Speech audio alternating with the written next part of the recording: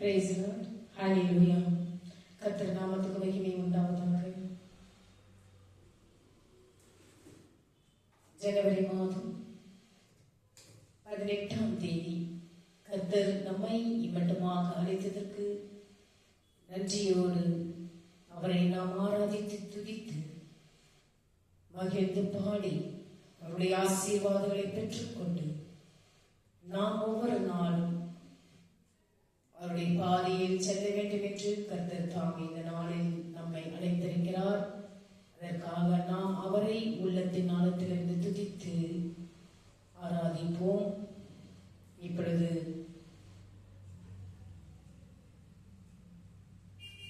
தேவ பக்தியுள்ள வாழ்வின் ஆசீர்வாதங்கள், நித்திய நம்பிக்கை. தீமோத்தேயு 4ஆம் அதிகாரம் 8வது வசனத்தில் படித்து பாருங்கள். சரீர முயற்சி அற்ப பிரயோஜனம் உள்ளது. தேவ பக்தியானது இந்த ஜீவனுக்கும் இதற்கு பின்வரும் ஜீவனுக்கும் வாக்குத்தத்தம் உள்ளதாகையால் எல்லாவற்றிலும் பிரயோஜனம் உள்ளது. 1 தீமோத்தேயு 4ஆம் அதிகாரம் 8வது வசனத்தில் படித்து பாருங்கள். தேவ பக்தி கிறிஸ்துவுடன் கூடிய நித்திய ஜீவனின் நம்பிக்கையில் நம்மை நிலைநிறுத்துகிறது. இந்த எதிர்கால நிச்சயம் நாம் இன்று வாழும் விதத்தை மாற்றுகிறது. படித்து பாருங்கள். தீத்து 1ஆம் அதிகாரம் 2, 1 பேதுரு 1ஆம் அதிகாரம் 3-4 படித்து பாருங்கள். இந்த நித்திய நம்பிக்கை இப்போது தைரியமாகவும் தாராள மனதுடனும் வாழ நம்மை விடுவிக்கிறது. நித்திய காலமாக நிலைத்திருப்பவற்றில் நாம் நம் வாழ்வை முதலீடு செய்யலாம். கொலோசியர் 3ஆம் அதிகாரம் 2 வாசித்து பாருங்கள். 2 கொரிந்தியர் 4ஆம் அதிகாரம் 18 வாசித்து பாருங்கள். உங்களுக்கு நன்றாக புரியும். நாம் ஜெபிப்போம். அன்புள்ள பரலோக பிதாவே, என் இருதயத்தை நித்திய நம்பிக்கையின் மீது நிலைநிறுத்தும். இந்த வாக்குத்தத்தம் இன்று நான் உமக்காக வாழும் விதத்தை வடிவமைக்கட்டும். தற்காலிக பயங்களிலிருந்து என்னை விடுவித்து மகிழ்ச்சியான எதிர்பார்ப்பினால் என்னை நிரப்பும். ஆமென். நாம் இப்பொழுது ஆண்டவரை துதித்து மகிழ்ந்து பாடுவோமாக.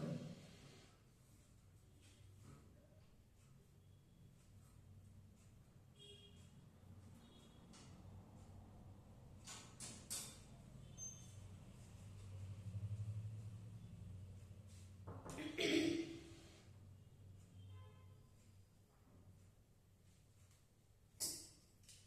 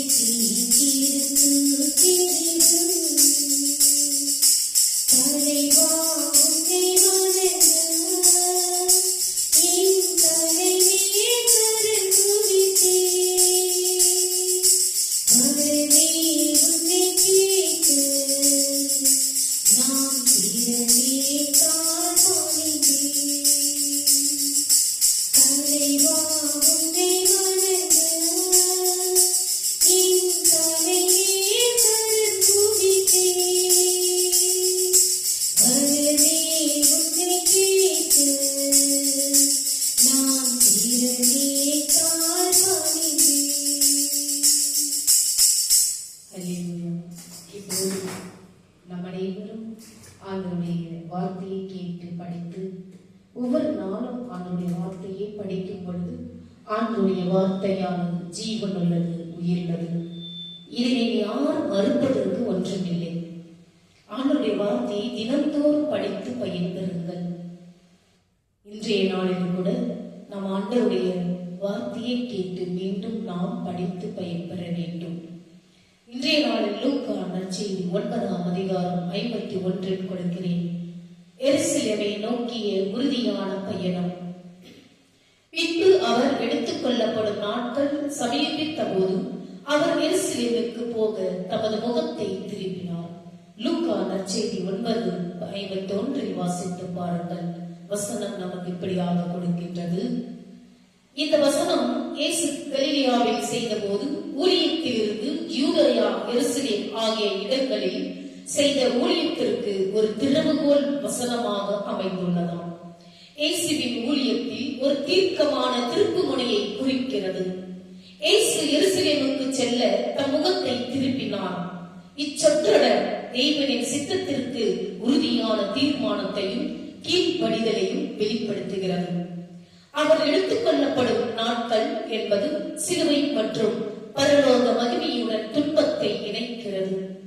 தமது பூமிக்குரிய ஊழியத்தை முடித்து பிதாவிடம் திரும்புவதற்கான நியமிக்கப்பட்ட தருணத்தை நன்கு அறிந்திருந்தார் என்பதை குறிக்கிறது. இயேசுவினுடைய சிந்தையானது எருசலேமில் அவருக்கு வரவிருந்த மரணத்தையே எப்பொழுதும் மையமாக கொண்டிருந்தது.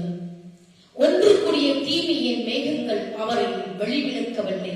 அவர் அந்த இருளான நிகழ்வை நோக்கி தீர்மானமாக, அசைக்க முடியாத உறுதியுடன் எருசலேமை நோக்கி நிதானமாக முன் சென்றார்கள்.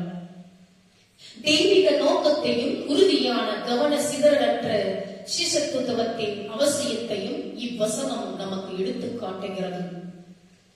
தேவனின் விருப்பத்தை நிறைவேற்றுவதற்கான இயேசுவின் அர்ப்பணிப்பு, எருசலேமில் அவருக்கு காத்திருந்த தவிர்க்க முடியாத துன்பங்களும் மரணமும் இருந்த போதிலும் மனித குலத்தின் மீட்பிற்காக பிதாவின் திட்டத்தை நிறைவேற்றுவதற்கான உறுதியையும் தைரியமும் தியாக தன்மையும் சீசர்களுக்கு ஒரு முன்மாதிரியாக செயல்பட்டது. எதிர்கொள்ள வேண்டிய சவால்கள் மற்றும் எதிர்ப்புகள் இருந்த போதிலும் தமது ஊழிய பயணியில் உறுதியாக துணிச்சலுடன் கவனம் செலுத்தினார் என்பதை குறிக்கிறது. கிறிஸ்து விசுவாசிகள் தங்கள் சொந்த ஆவிக்குரிய ஜீவியத்தில் ஏற்றுக்கொள்ள வேண்டிய அணுகுமுறைக்கு ஒரு உருவகமாக நம்மை வழிநடத்துகிறது. வரக்கூடிய தடைகள் எதுவாக இருந்தாலும் கிறிஸ்துவை பின்பற்றுவதற்கான உறுதிப்பாட்டில் மன தைரியம் உள்ளவர்களாகவும் நோக்கத்தை நிறைவேற்றுகிறவர்களாகவும் நாம் இருக்க வேண்டும். இந்த வசனத்தில் உள்ள இயேசுவின் அர்ப்பணிப்பு மற்றும் கீழ்ப்படிதல் முன்னோக்கி சென்று தேவ சித்தத்தை நிறைவேற்றுவது நமது புரிதலை அதிகப்படுத்துகிறது. தேவனின் சித்தத்தை பின்பற்றுவதில் கிறிஸ்துவின் உறுதிப்பாட்டை பின்பற்ற விசுவாசிகளை ஊக்குவிக்கின்றது. இயேசுவின் நோக்கம் தெளிவாக உள்ளது. ஒரு விசுவாசி தேவனுடைய ராஜ்யத்தை சுதந்திரிக்க ஆம் என்றும் சொன்னவுடன் எதுவும் அவனுக்கு இடையூறாக இருக்கக்கூடாது. ஏசாயா 50ஆம் அதிகாரம் 7 வாசித்து பாருங்கள். கர்த்தராகிய ஆண்டவர் எனக்கு துணை செய்கிறார், ஆகையால் நான் வெட்கப்பட மாட்டேன். நான் வெட்கப்பட்டு போவதில்லை என்று அறிந்திருக்கிறேன். ஆதலால் என் முகத்தை கருப்பாறையை போலாக்கினேன். இந்த தீர்க்க தரிசனம் துன்பப்படும் ஊழியனின் உறுதியை பிரதிபலிக்கிறது. இது இயேசுவின் உறுதியான தீர்மானத்திற்கு இணையானது. படித்து பாருங்கள். எபேசியர் 12ஆம் அதிகாரம் 2 தெரியும்.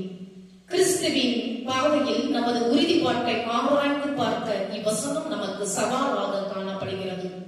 இயேசுவை பின்பற்றுவது என்பது நிராகரிப்பு அல்லது துன்பத்திற்கு வழிவகுத்தாலும் உண்மையுள்ள கீழ்ப்படிதலின் வழியில் தழுவுவதாகும்.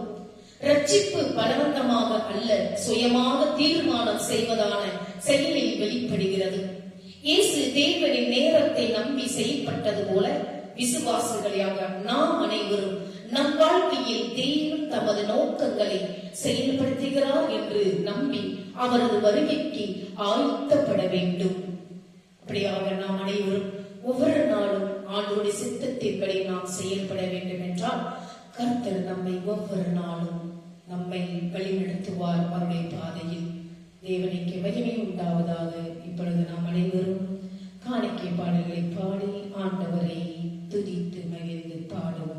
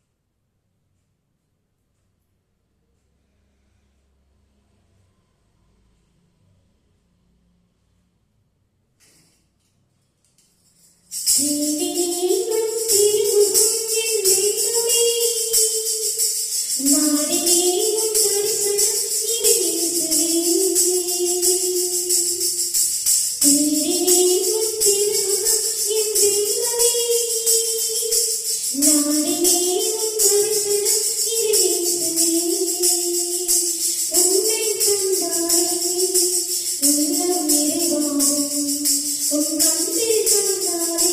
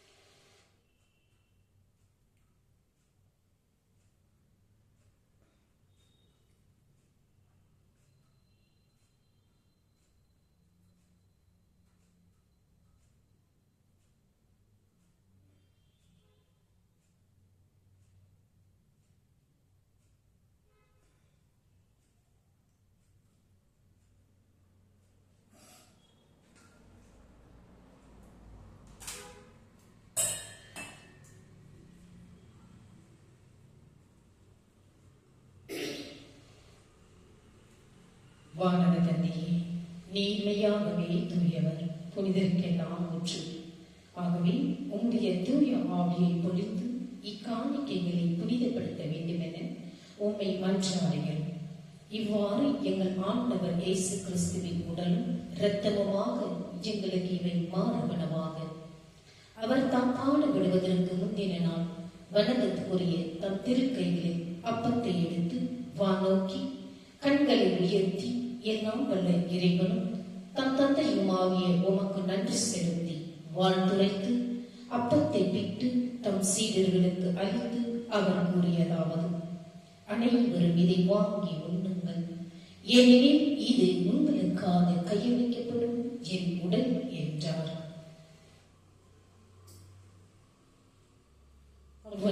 உணவருந்திய பின் மகிமை மிகுந்த இக்கிண்ணத்தை வணக்கத்துக்குரிய தம் திருக்கைகளில் எடுத்து மீண்டும் உமக்கு நன்றி செலுத்தி வாழ்த்துரைத்து தம் சீடர்களுக்கு அளித்து அவர் கூறியதாவது: அனைவரும் இதை வாங்கி பருகுங்கள், ஏனெனில் இது புதிய நித்திய உடன்படிக்கைக்கான என்றதும் இது பாவ மன்னிப்புக்கென்று உங்களுக்காகவும் எல்லாருக்காகவும் சிந்தப்படும்.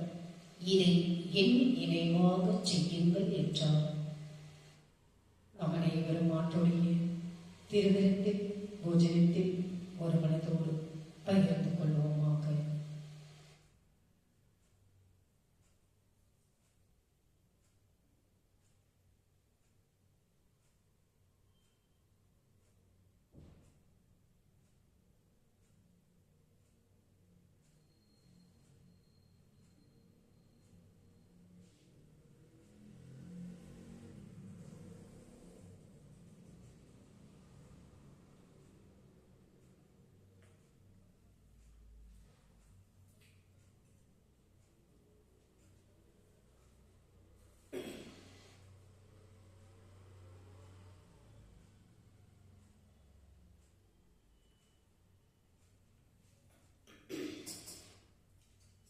இப்பொழுது நாம் நன்றியோடு அவருடைய பாடலை பாடுவோமாக.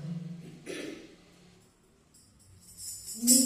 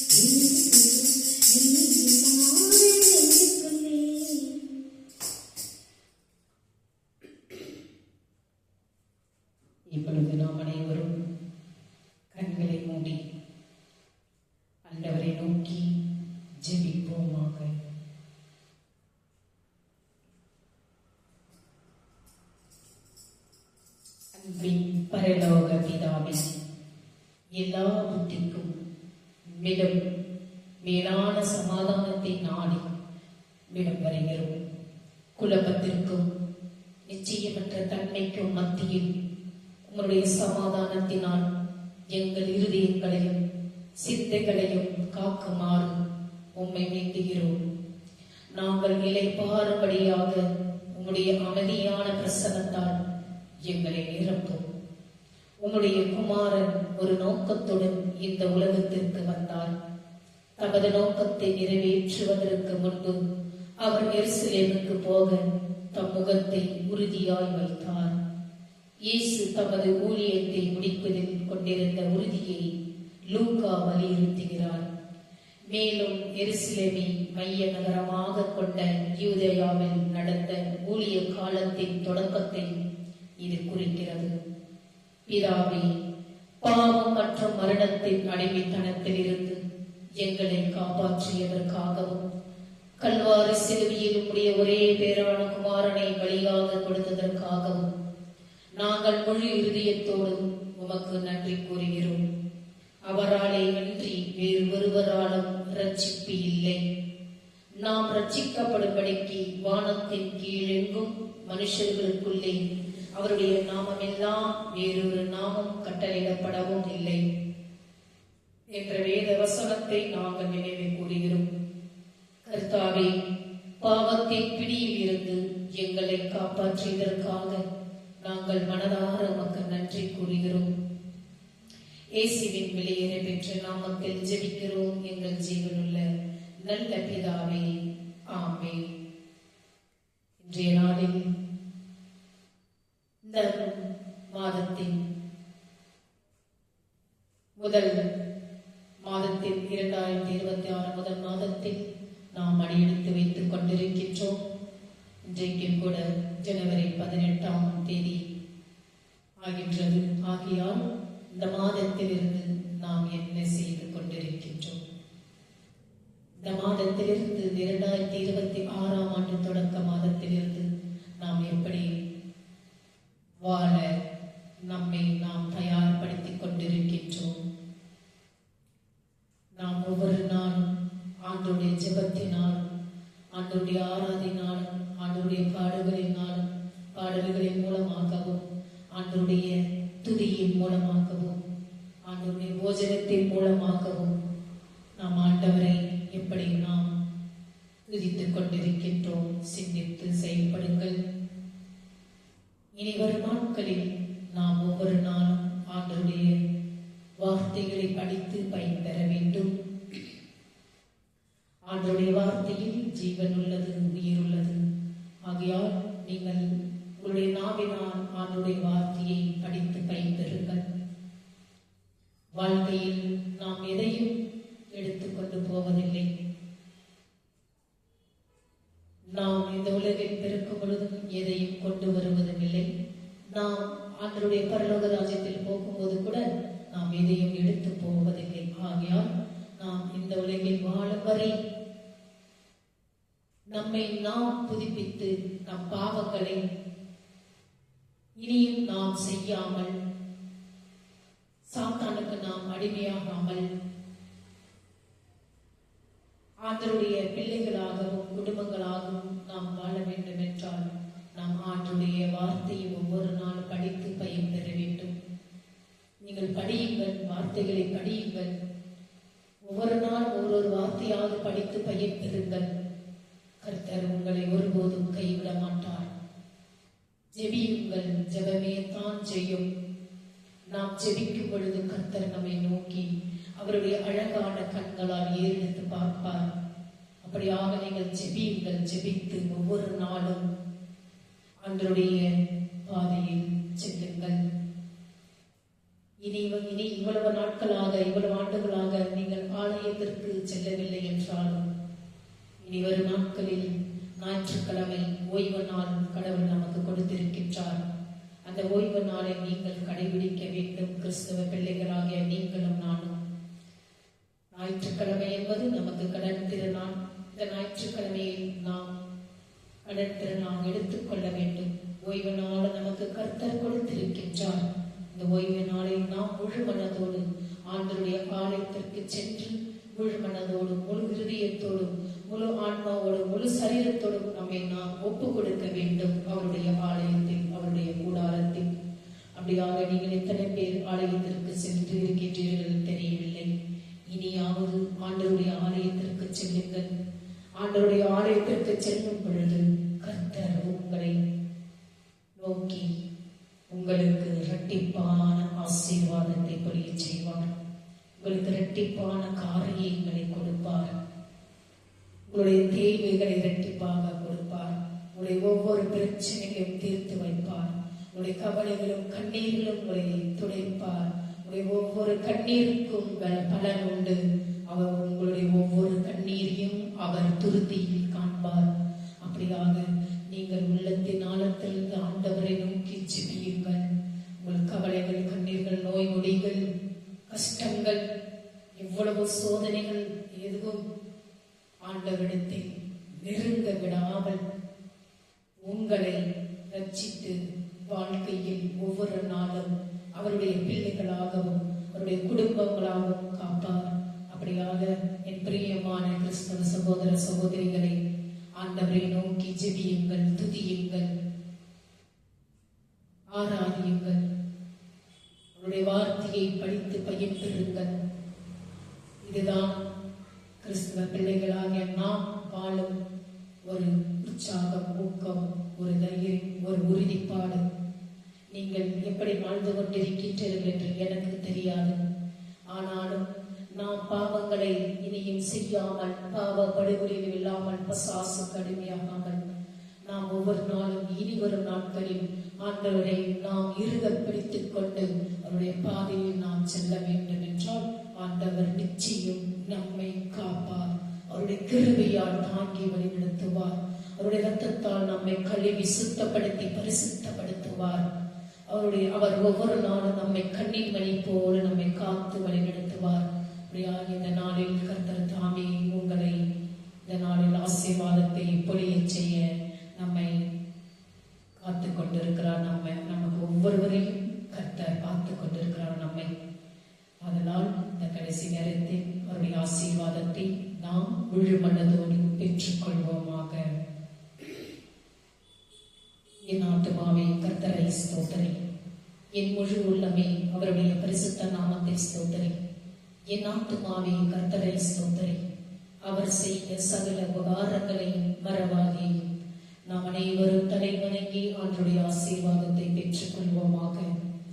நம்முடைய ஆண்டவராகிய இயேசு கிறிஸ்துவின் கிருபையும் பிதாவினுடைய அன்பும் பரிசுத்த ஆவியினுடைய அன்யோன்யம் ஐக்கியமும் நம்மோடும் நம்முடைய குடும்பத்தோடும் யாரெல்லாம் இந்த யூடியூப் சேனலை பார்த்து கொண்டிருக்கின்றார்களோ ஆண்டவருடைய வெளிச்சமானதும் உங்கள் மேல் பிரகாசமடையத்தக்கதாகவும் ஆண்டவர் வரும் மட்டும் உங்கள் மேல் சந்தோஷம், சமாதானம் என்றென்றும் நிலைத்திருப்பதாக.